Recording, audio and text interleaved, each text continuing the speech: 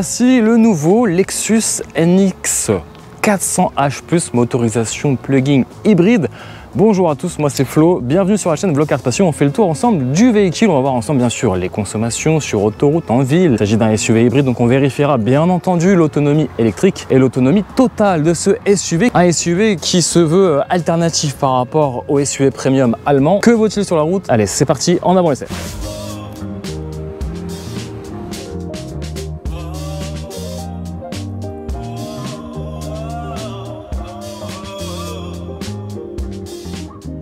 Allez, on fait ensemble le tour de ce véhicule avec une très belle configuration que j'aime beaucoup. D'ailleurs, j'ai toujours aimé Lexus et j'aime beaucoup ce nouveau Lexus NX. En fait, il a été restylé. Regardez la petite clé, elle est plutôt pas mal. Elle est un peu biscornue, c'est marrant, c'est drôle. Allez, on va faire ensemble le tour de cette configuration avec une finition sport. Clairement, si vous en avez marre de voir des BMW X3, Mercedes GLC ou autres Audi Q5, vous avez une alternative, elle est japonaise, il s'agit de la marque Lexus et ce modèle NX 450H compte bien concurrencer ces trois modèles allemands que je viens de vous citer. Et il y aura aussi bien sûr le modèle scandinave, le Volvo XC60. On va faire ensemble le tour extérieur et déjà moi ce qui me frappe c'est cette configuration, finition F Sport et surtout cette couleur bleue, j'admire, j'aime beaucoup moi le bleu marine avec ici ces jantes noires, couleur bleu saphir qui n'est pas une option, c'est compris dans la finition. C'est vrai que qui dit SUV premium dit forcément option, plus finition, plus pack, etc. etc. Et écoutez, là vous allez être surpris, on est chez Lexus, on est chez les marques japonaises et à partir du moment où vous prenez le bon niveau de finition, bah, vous n'avez aucune option. D'une, la couleur, elle est gratuite, bleu saphir qui lui va à ravir. Alors, si vous voulez vous offrir ce joli Lexus NX, sachez que les prix débutent à partir de 57 000 €. Vous allez avoir du coup la motorisation 350H en traction qui elle fait 244 chevaux, donc ce serait une hybride normale. Si vous voulez augmenter de motorisation, avoir une 4 roues motrices et avoir 309 chevaux, c'est ce qu'on a ici actuellement sous vos yeux, le NX 450H+, 309 chevaux, 4 roues motrices, un moteur thermique ici, 4 cylindres 2,5 litres, qui lui fait à peu près 182 chevaux, et un moteur électrique 182 chevaux ici sur la partie avant, l'essieu avant, et à l'arrière vous allez avoir aussi un moteur électrique de 54 chevaux, ce qui fera au cumul 309 chevaux et pour la valeur de couple, j'ai pas la valeur de couple parce que Lexus ne communique pas sur la valeur de couple totale, mais on doit friser facilement les 400 voire 450 Nm de couple. Sur le couple moteur uniquement thermique, on a 220 Nm de couple. Je vous ai pas donné le prix de cette motorisation. La motorisation ici avec cette configuration S-Sport vaut 79 900 €, autant arrondir à 80 000 €, mais vous allez rajouter 0 option et ça c'est plutôt une bonne nouvelle, 0 malus et 0 malus au poids. C'est une autre bonne nouvelle puisque celui-ci a une autonomie en électrique de 70 km, donc supérieure à 50, donc exonéré du malus au poids. C'est une autre bonne nouvelle. Alors je suis d'accord, oui effectivement 80 000 €, c'est une somme pour s'offrir un beau SUV premium et japonais, mais c'est le même prix effectivement que le Mercedes GLC 400e et il faut savoir que chez Mercedes, une Mercedes sans option n'est pas une Mercedes, donc vous avez compris que pour avoir l'équivalent chez Mercedes, chez BMW ou chez Audi, vous allez rajouter au moins facile 10 000 voire 15 000 € d'options.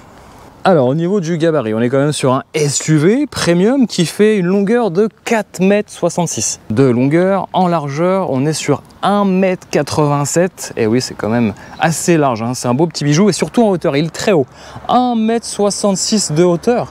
Autant vous dire qu'on est sur un gros gabarit qui effectivement concurrence ceux que je viens de vous citer, c'est-à-dire GLC, Audi Q5 ou BMW X3 ou XC60 pour la marque Volvo. Voilà, donc ça c'est dans le viseur. Allez, on commence par ces très belles jantes en 20 pouces équipées de pneumatiques Bridgestone en 235/50 20 pouces. Très belle jante noire anthracite qui contraste bien avec cette peinture, aux jolis reflets d'ailleurs, c'est très beau. Et c'est vrai que ces jantes là, avec cette peinture là, me fait penser un peu à la Lexus ISF. Je sais pas si vous vous rappelez, j'aimais bien cette Lexus, c'était l'une de mes Lexus préférées et l'une de mes voitures japonaises les plus vraiment sportives de la gamme qui venait concurrencer clairement les BMW M3 ou autres Mercedes C63 AMG. Alors on est sur une finition sport, donc on n'a pas d'entourage de vitres chromées mais plutôt un joli noir laqué, des coques de rétroviseur aussi en noir, pareil. Et puis surtout, bah voilà, ça contraste aussi avec la carrosserie, des vitres arrière et une lunette arrière surteintée. C'est très beau, je sais pas ce que vous en pensez.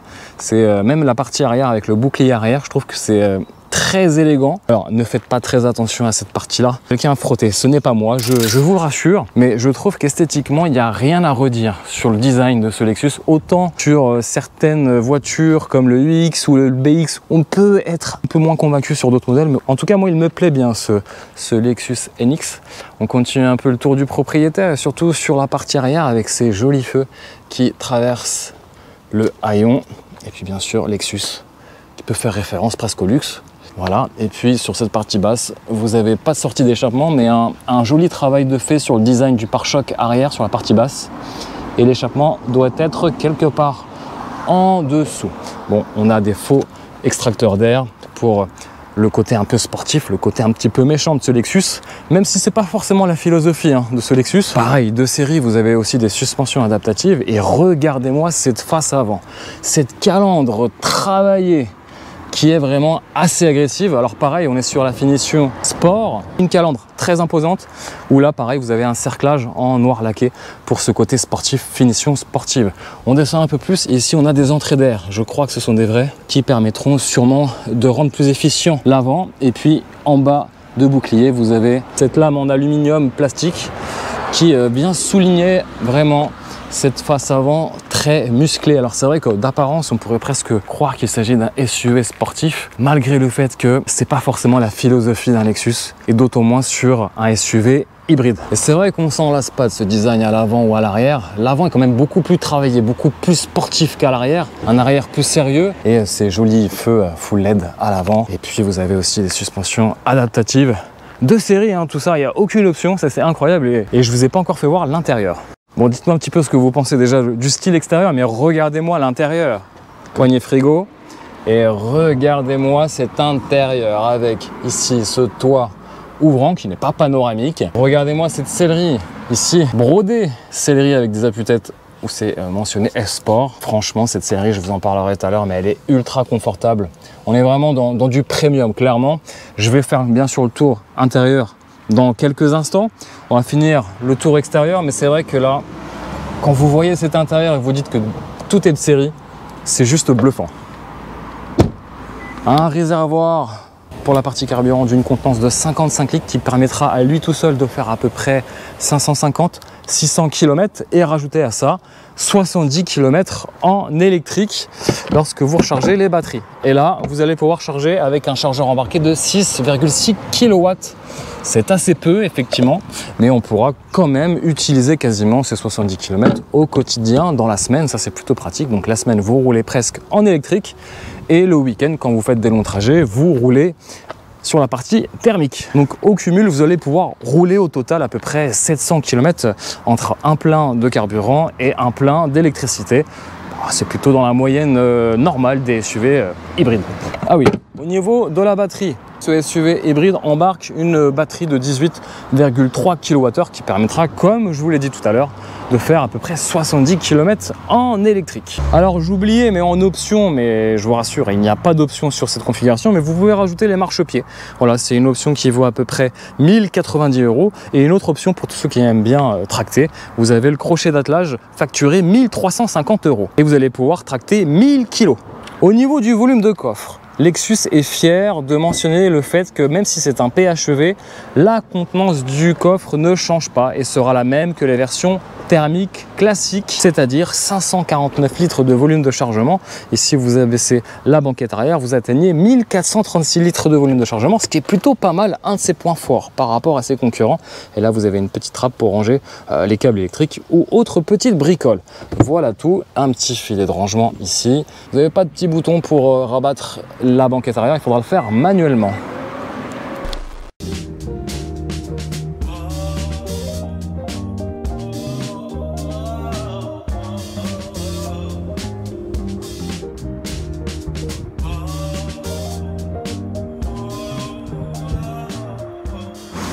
Allez, je vous propose de passer à l'arrière. Alors à l'arrière, regardez, on a quand même de la place, aussi bien pour les passagers à l'avant bien entendu, mais surtout à l'arrière, c'est le plus important. Alors déjà, j'admire et j'adore cette sellerie couleur beige et noire, c'est très joli, sellerie en cuir. Et regardez ici, vous avez un petit tunnel de transmission. Il n'est pas aussi énorme que sur d'autres modèles de voitures. Vous avez la petite prise 12 volts ici.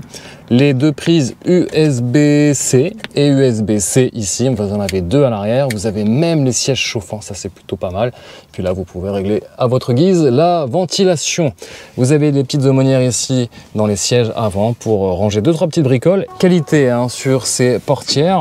Voilà, c'est très beau avec des très beaux accoudoirs ici ornés de cuir. Ils sont presque matelassés. Belle surpiqûre. Plastique dur quand même sur les parties basses. Et vous avez des petites poignées à ouverture électrique. Ça évitera, par exemple, par sécurité, si la voiture détecte le passage d'un vélo, ça bloquera l'ouverture des portières arrière et avant. Un très bon point sur l'aspect sécuritaire. Allez, je m'installe à bord. Alors, vu la hauteur du véhicule, 1,66 m, autant vous dire que j'ai pas besoin de plier la tête. Et alors, franchement, à l'arrière, c'est royal. Je vais fermer la portière. Puis on entend ce bruit sourd. Voilà, on sent qu'on est en sécurité. On est très bien installé. Devant, j'ai de la place. Alors, c'est pas non plus une grande limousine. J'ai aussi de la place au-dessus de la tête. J'ai les petites poignées aussi. Ça, c'est plutôt aussi pas mal. Des petites poignées avec un caoutchouc doux et agréable au toucher. Ça, c'est plutôt intéressant qu'une petite note de détail. Et puis, voilà, vous avez de la place. Regardez, c'est comme si vous y étiez hein, à l'arrière de ce Lexus. Vous avez les commandes ici de la vitre et de fermeture, même de porte. Étonnant de voir ça. Vous avez le déverrouillage et la fermeture centralisée ici. Depuis les accoudoirs aux places arrière. Ça, c'est étonnant. Même de la place au milieu. Alors l'assise est quand même beaucoup plus dure que sur les deux places à l'extrémité, mais permettra de voir ce joli intérieur. Et franchement, c'est l'un des plus bels intérieurs que la marque Lexus ait pu faire. Vraiment une belle référence, ce Lexus NX. Vous pouvez du coup aussi avoir un accoudoir confort et c'est très moelleux, donc ça participe au sentiment d'être confortablement installé. On est légèrement incliné et les sièges vraiment sont très agréables, très confortables. Franchement, là vous avez la petite lumière au plafonnier et puis je pense qu'on a fait le tour à l'arrière. Moi, ce que je vous propose, c'est de passer du coup à l'avant. Hop. Alors regardez, ici on n'a pas de chrome mais du noir laqué. Allez, on passe à l'avant. Alors c'est marrant, la poignée ne vient pas avec vous, c'est un petit bouton électronique qui vient ouvrir la portière. Et là, on est quand même sur un travail de contre-porte pareil qu'à l'arrière, de qualité, avec voilà, des accoudoirs en cuir. Vous avez des boutons qui sont aussi joliment travaillés. C'est pas mal. On est vraiment sur du premium. Ici, on a des boutons là qui sont placés un petit peu, j'irais par hasard sur cette partie-là. On est sur des contre-portes légèrement moussées, mais plastique dur comme les allemandes sur les parties basses. Et puis vous avez bien sûr réglage des sièges électriques à 3 mémorisations. Voilà, ils sont pas massants. Et on rentre à l'intérieur avec, regardez quand même, seuil de porte siglé F-Sport pour la finition et pédalier en aluminium. On rentre à l'intérieur. Et là, autant vous dire qu'on est quand même assis assez haut. C'est assez surprenant de se dire que dès qu'on claque la porte, on est dans un autre univers, un petit cocon. Un univers que seul Lexus sait travailler. Et là, vous voyez l'animation. Alors ça va pas être son point fort, la technologie, je préfère vous le dire tout de suite, donc on va pas non plus s'attarder dans les menus de sous-menus. On a les fonctions qui sont assez accessibles directement, la clim ici avec les petits boutons de réglage ici qui sont pas forcément très premium, mais au design assez sympathique. Mais déjà, si on prend un peu plus de recul, le design de la planche de bord et des portières sont vraiment très jolis ici avec ce petit décroché, toujours avec ce petit rappel de cuir, de surpiqûre, ce joli volant avec une jante assez épaisse, on l'a bien en main, on a vraiment cet esprit Lexus, ce côté raffiné aussi robuste et on sent que ça va tenir dans le temps. Il n'y a pas de fioritures si vous voulez, c'est très joli. Pareil, l'éclairage d'ambiance de nuit est très léger, c'est beau, c'est doux. Voilà, après il y a quelques petits boutons qui sont mis à droite à gauche. Bon, tu sais pas trop pourquoi ils ont collé ça ici. C'est juste un petit peu dommage aussi l'abus de plastique laqué noir qui, voilà, ça prend la poussière, là il y en a un peu partout. Puis ce grand écran, je crois de 13 ou 14 pouces, j'ai plus les dimensions mais ça reste une belle dalle qui reste accessible aussi bien pour le conducteur que pour le passager. Ça reste assez joliment intégré. Voilà, c'est arrondi. On sent que voilà, les designers ont quand même travaillé l'intégration de cet écran. C'est pas posé comme une verrue sur le tableau de bord. Plutôt joli. Là, vous avez aussi une belle boîte à gants avec un peu de feutrine. Ça, c'est pareil. C'est le côté premium qu'on aime bien. Et puis, ces sièges, j'adore. confortable, ventilé, chauffant et surtout vous n'allez pas avoir mal au dos avec sur les longs trajets. Et puis cette partie là qui à mon sens est voilà, est pas forcément la plus belle de l'habitacle.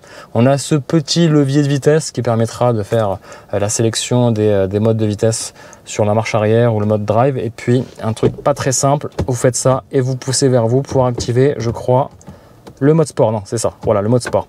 Bon, c'est une question d'habitude. Une fois que vous avez pigé le coup, ça va tout seul. Ici, vous avez les modes de conduite. Donc, vous avez le mode éco, le mode personnalisation, le mode sport et le mode sport plus si vous êtes vraiment énervé. Mais moi, je reste sur le mode éco. Pareil, derrière, vous avez aussi un affichage derrière le volant qui vous indiquera voilà, les consommations. Vous pouvez aussi changer d'affichage en fonction aussi des modes de conduite. Voilà. Et vous pourrez aussi, dans un autre menu, gérer le paramétrage de l'affichage. Bon, voilà, ça reste basique. C'est pas la meilleure ergonomie que j'ai pu connaître, mais au-delà de ça, voilà, elle parle d'elle-même cette Lexus. C'est les consommations et l'agrément de conduite qu'on verra tout à l'heure. Ici, on a les palettes au volant. Alors, elle ne permettra pas de passer les rapports, mais d'ajuster le frein moteur. Et le frein moteur chez Lexus ou Toyota, j'ai appris ça. Le frein moteur ne génère pas la récupération d'énergie, mais c'est le moteur thermique qui gère de frein moteur. Donc, il va baisser d'un rapport, entre guillemets, et c'est la boîte CVT qui va faire le travail. Donc, on aura cette sensation d'avoir un bruit moteur supérieur. Donc, vous allez peut-être surconsommer. Donc, voilà, ça, c'est la petite particularité chez Lexus Toyota que j'ai appris récemment. Écoutez, sans ça, voilà, vous avez aussi des petits boutons cachés ici pour la caméra. Vous avez une prise USB-C, une USB.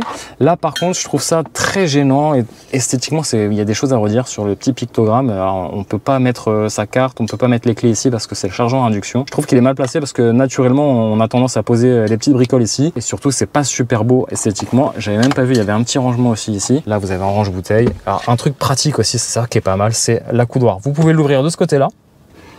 Et vous pouvez l'ouvrir de l'autre côté. Et ça, c'est vraiment, ça c'est un petit truc, un petit détail, mais qui a son importance. Et puis une boîte à gants assez profonde qui permettra de ranger vos petites bricoles. Ici, vous avez aussi l'aide à la descente. Et là aussi, vous êtes sur des chemins un peu caillouteux, à la montagne, pourquoi pas. Là, vous avez différents modes de gestion de l'énergie. Vous pouvez forcer le mode électrique quand vous avez encore de la batterie. Vous pouvez aussi charger la batterie avec le moteur qui fait office de générateur ici avec ce bouton avec un maintien long. Et puis là, vous allez laisser la voiture gérer en autonomie la gestion de l'électrique et du thermique. C'est plutôt pas mal et ça gère vraiment très très bien. Vous avez pu voir déjà les consommations, c'est vraiment top. Voilà, ce que je vous propose, c'est de faire un petit tour ensemble, voir un petit peu ce que ça vaut au niveau du comportement routier et puis les consommations, l'autonomie, vérifier tout ça et puis c'est parti, let's go!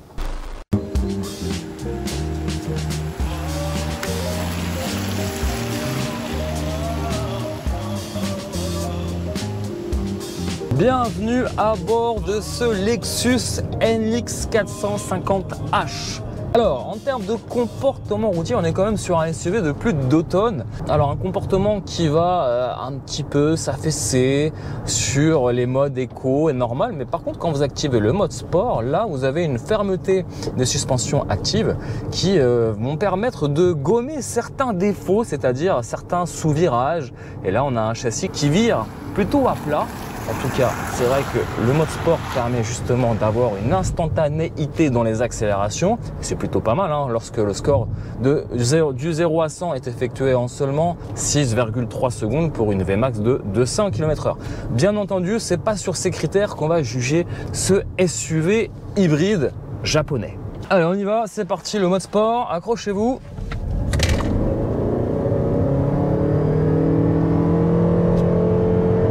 km/h. Bon allez, juste pour le fun, on va se faire une petite relance. Là je suis à 80, je vais activer la boîte en mode sport. Voilà, là c'est fait. Alors pas joli bruit lorsque vous manipulez la boîte. Là je suis en mode sport, donc normalement il y a plusieurs activités. Puis surtout je vais activer le mode sport. Allez, sport plus. Là les compteurs changent. Allez, c'est parti. Petite accélération. Allez, hop. Pied plancher.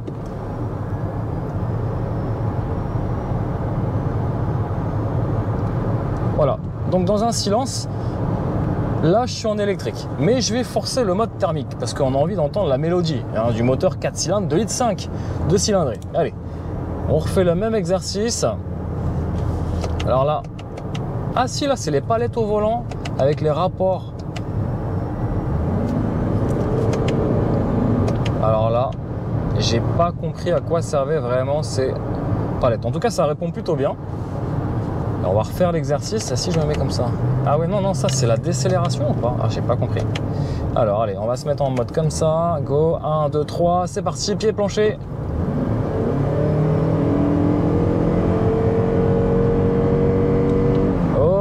Ok, bon.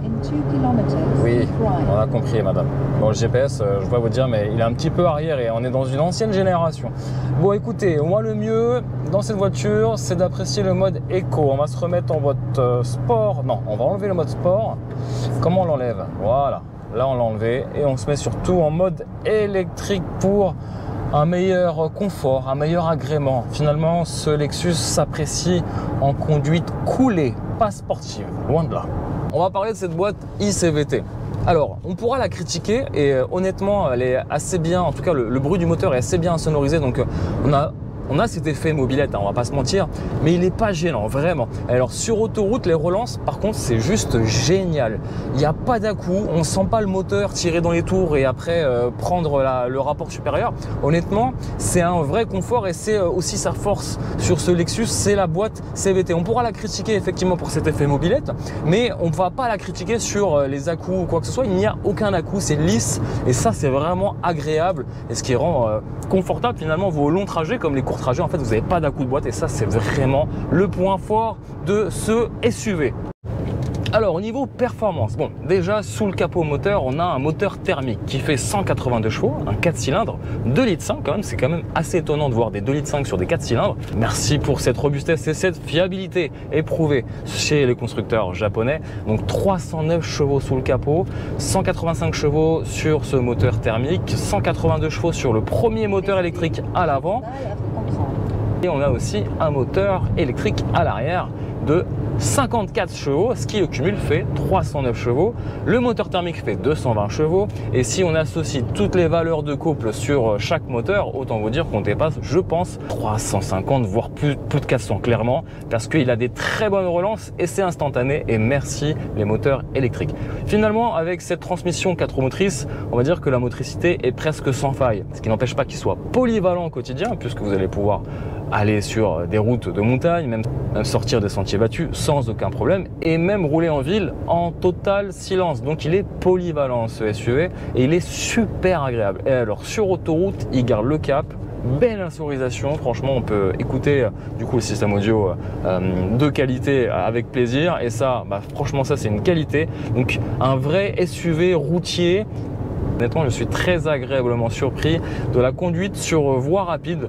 Je m'entendais à quelques bruits d'air et à un moteur qui hurle et pas du tout. Franchement, ça a été un vrai bonheur de rouler à 130 voire un peu plus, on va pas se mentir, et surtout des consommations qui pour le coup sont vraiment proches des 6 litres au 100. Allez, 7 litres si vous avez un petit peu le pied lourd sur l'accélérateur. Mais en revanche, si au quotidien vous faites le jeu de charger la batterie de 18,3 kWh, je sais que moi je charge dans un parking où je mets à peu près 4-5 heures de charge pour remplir la batterie. Vous la branchez la nuit, il n'y a pas de souci, en charge lente, c'est efficace. 70 km, 69 km d'autonomie en électrique. Donc autant vous dire que sur 100 km, vous consommez très peu en thermique, hein, 1 voire 2 litres au 100. Et si vous avez le pied lourd et vous mettez le mode sport, vous voulez vous faire plaisir, parce qu'on peut quand même se faire plaisir, alors pas forcément en virage, mais on va dire en ligne droite et en accélération, franchement, il a vraiment du répondant ce Lexus. Alors en termes de prise de roulis, on va faire un test. On va faire un petit rond-point comme ça, hop, ah, ça part de l'avant, on sent les roues, ouais, c'est pas son fort. Et là j'étais en mode sport pour voir un petit peu le comportement des suspensions. Bon voilà, on va pas forcément faire des étapes de rallye avec un SUV, d'ailleurs ça n'a aucun sens.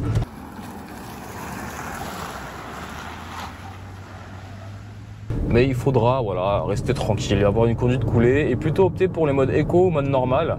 C'est plutôt pas mal, ou même personnalisable parce que vous pouvez personnaliser aussi pas mal de choses, la direction, les suspensions, la réactivité moteur. Et honnêtement, ça en fait un agréable SUV japonais. Ce qui est étonnant, c'est que depuis que je l'ai, j'ai fait à peu près 500-600 km. J'ai fait 3 charges de 70 km. en électrique. Donc du coup au cumul, je suis à 4,6 litres au 100. Donc franchement, on est vraiment en dessous de consommation d'un moteur diesel. Et ça, c'est vraiment agréable avec tout l'agrément d'une hybride, c'est-à-dire à la fois le silence à bord, les relances moteurs instantanées, et on n'a pas un moteur qui hurle dans l'habitacle. Alors c'est vrai qu'au quotidien, ce Lexus NX 450H+, il est vraiment agréable et doux à conduire au quotidien. Franchement, c'est un vrai petit bonheur.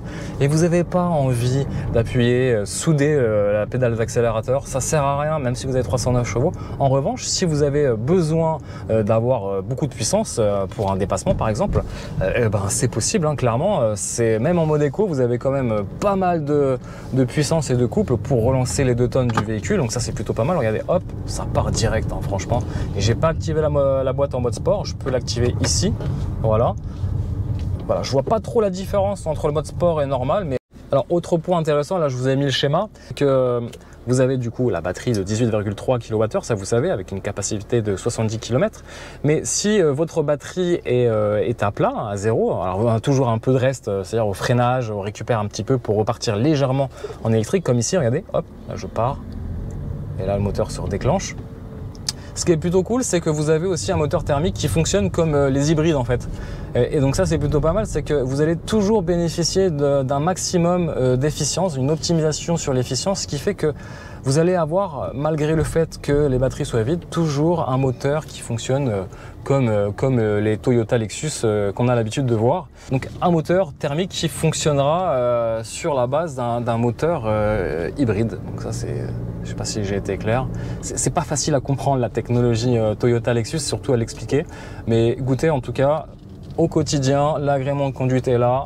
On n'a pas vraiment trop besoin de se poser de questions ou d'avoir un bac plus 8 pour conduire une Lexus ou une Toyota. Franchement, c'est vraiment agréable.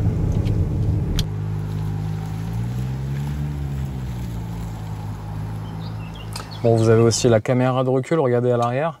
Alors, il faut voir un petit peu. Hop, si je mets l'arrière, voilà, j'ai des petites alertes. Caméra qui est plutôt... Hop, j'ai coupé le son. Caméra de recul qui est assez classique. On aura différents modes de vue, je crois. Et une comme ci, comme ça, voilà. Bon, bref, ça reste une caméra de recul. Et alors, un petit point de détail sur ce véhicule premium, c'est que vous avez aussi le réglage du volant électrique à mémorisation. Et ça, c'est pas une option, encore une fois. Allez, on éteint le véhicule. Ça se passe comme ça.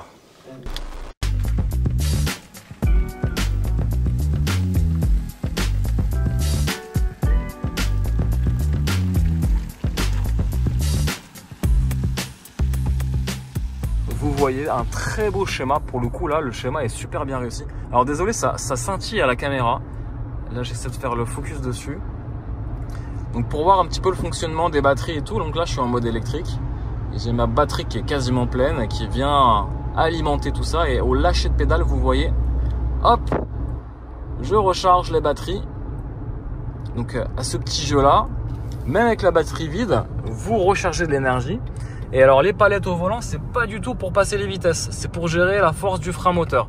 Et là, le frein moteur va agir sur le frein moteur électrique et normalement aussi sur le frein moteur thermique. Donc en gros, si vous mettez beaucoup de frein moteur, vous avez 3 niveaux de frein moteur. Regardez, D1, là je peux pas, je suis à D2 et je peux aller jusqu'à D4. Donc c'est pas du tout pour passer les vitesses, il n'y a pas de vitesse sur cette boîte CVT. Admirer éclairage ambiance, il y en a très peu. Donc là je vais forcer, je vais mettre en mode thermique avec le mode sport. Je vais désactiver le mode électrique, normalement c'est bon.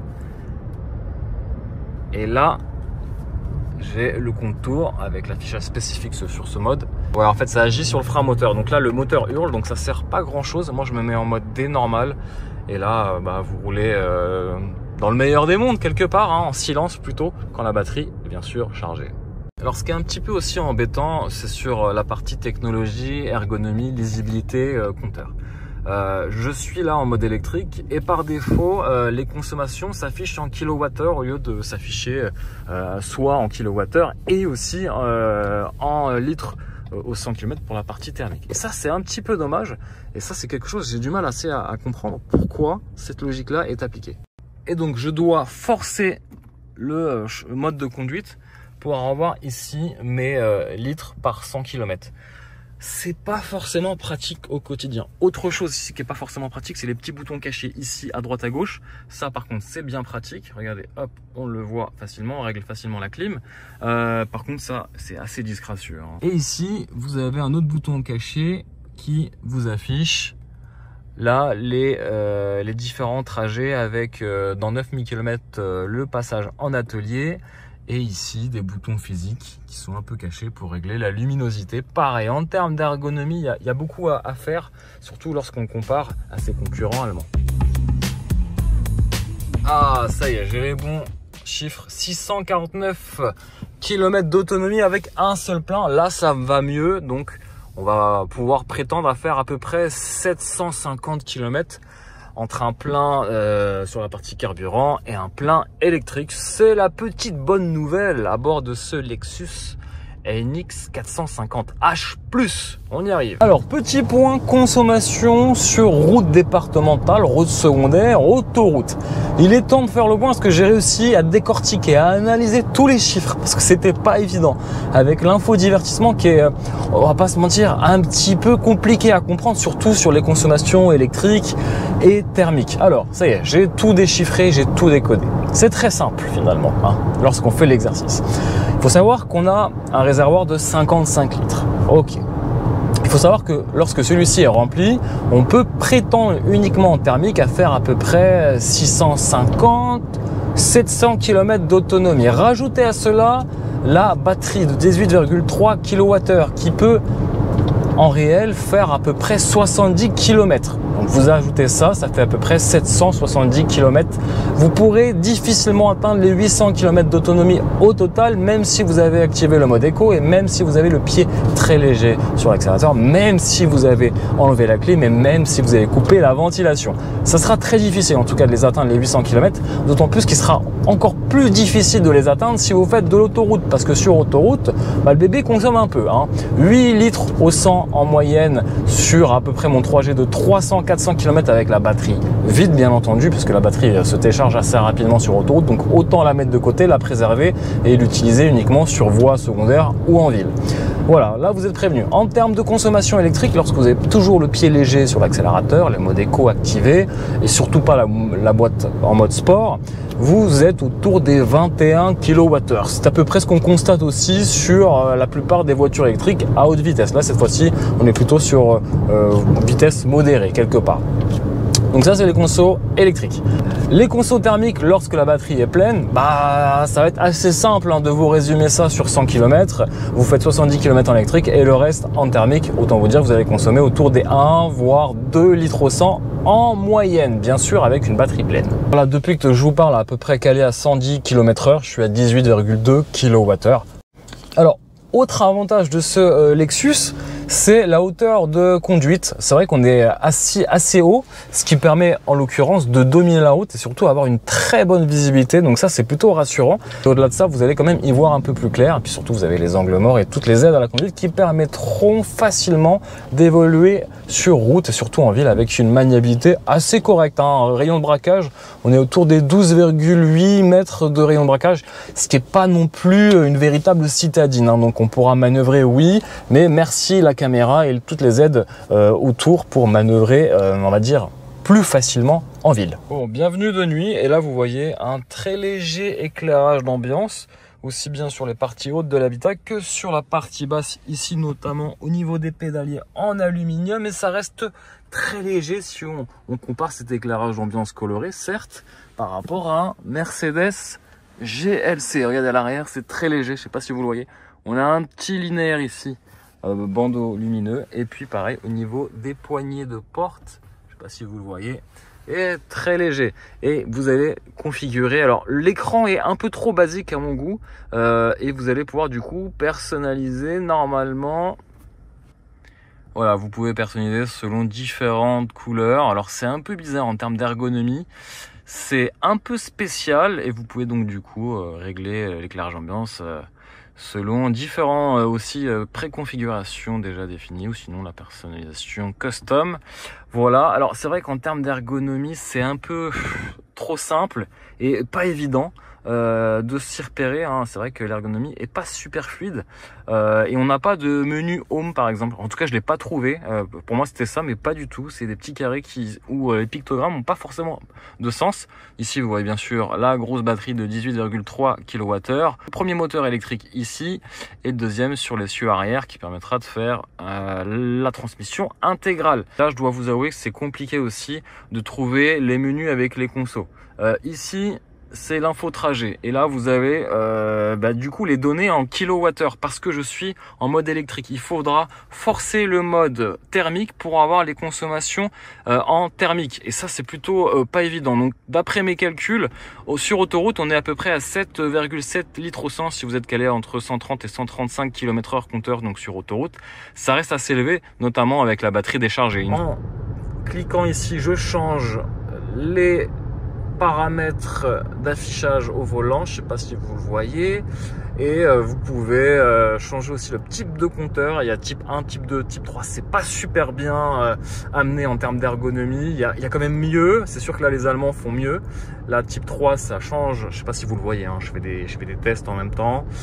Voilà, donc on a 3 types d'affichage, pas dingue. Et puis en termes de consommation, batterie pleine, on est autour des 2 litres au 100 sur 100 km, c'est-à-dire qu'une fois que j'ai épuisé les 60-70 km en électrique, et ben je tape sur le moteur thermique et donc forcément ça hausse un peu les consommations qui étaient de base proches de 0 litres au 100 et j'arrive autour des 1-2 litres au 100 et batterie vide, donc sur autoroute je suis à 7,7, presque 8 litres au 100, ça c'est quand même assez conséquent quand même, on est sur un beau bébé de 2 tonnes.